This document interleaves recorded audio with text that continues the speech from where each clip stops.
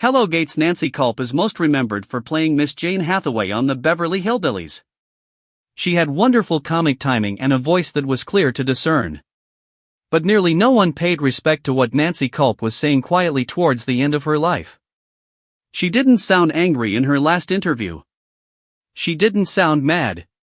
She sounded tired, honest, and very cognizant that the reality she was going to express was something that most fans didn't want to hear.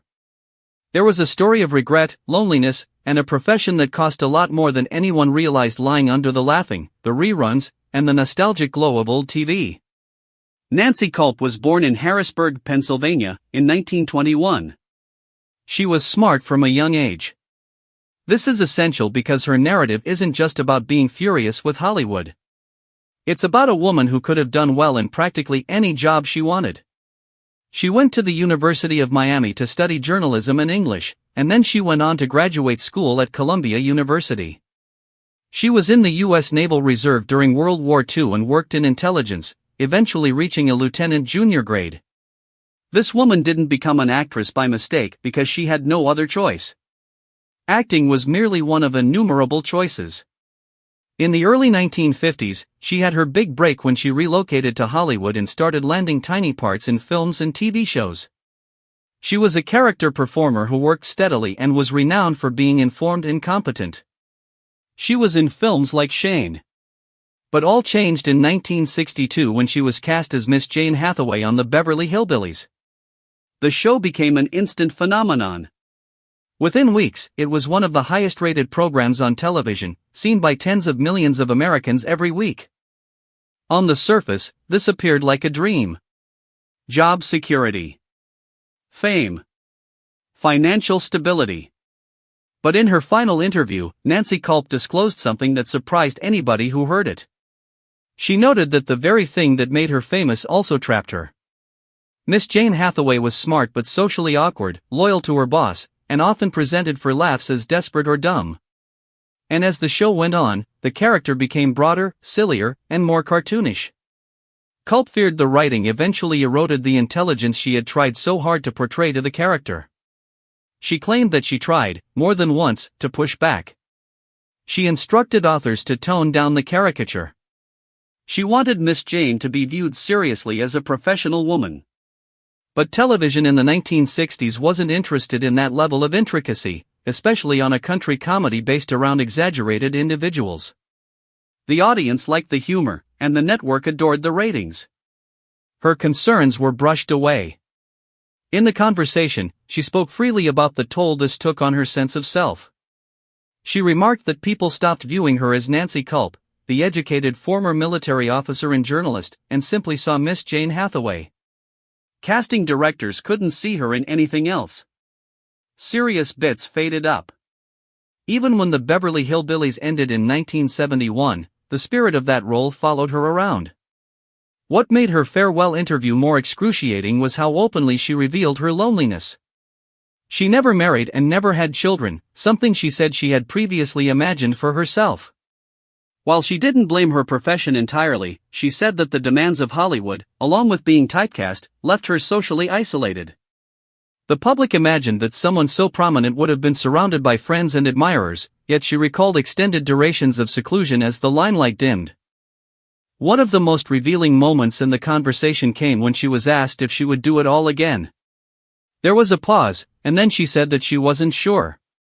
She was thrilled for the possibilities and the financial security the show gave, but she questioned whether being known for a single exaggerated character was worth forsaking the whole career she had first envisioned.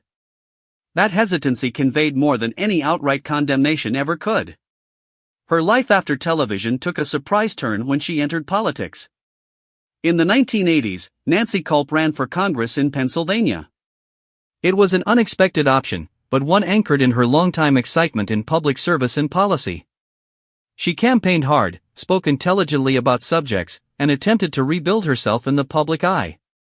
But the contest resulted in a landslide loss, and the media coverage typically characterized her candidacy as a curiosity rather than a legitimate political attempt. That event, she confesses, was incredibly unpleasant. It reinforced the notion that no matter what she accomplished, she would always be perceived as a funny figure first and a true person second. In her goodbye interview, she described this understanding as upsetting yet enlightening. She claimed she now understood that popularity does not bring respect, and notoriety does not necessarily equal understanding. As her health weakened in the late 1980s and early 1990s, she got more thoughtful.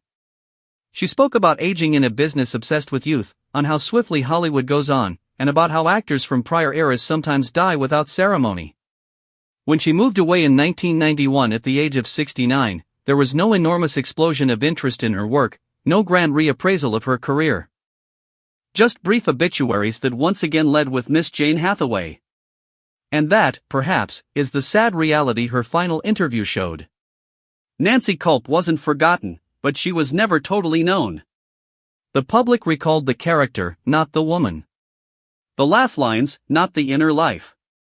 The success, not the expenditure. Yet her successes are clear. She helped define one of the best recognizable sitcoms in television history. She served her country throughout conflict. She pursued politics when most performers would never dare. And she talked honestly till the end of her life, even when the truth was difficult. That level of integrity is remarkable, especially in a business based on appearance and image. The deeper lesson in Nancy Kulp's narrative is one that still resonates today. Fame can elevate you, but it can also flatten you into something two-dimensional. Success can open doors, but it can also silently close others. And usually, the events that garner us the greatest praises are the ones that cost us the most personally. So the next time you see Miss Jane Hathaway come up on your TV, beaming nervously and rushing after Mr. Drysdale, remember that there was a great, multifaceted woman behind that image.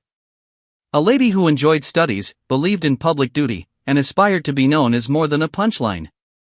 And now I want to hear from you. Do you think the price of celebrity is worth it when it limits how the world perceives you? Or do stories like Nancy Kulp's impact the way you look at vintage Hollywood entirely?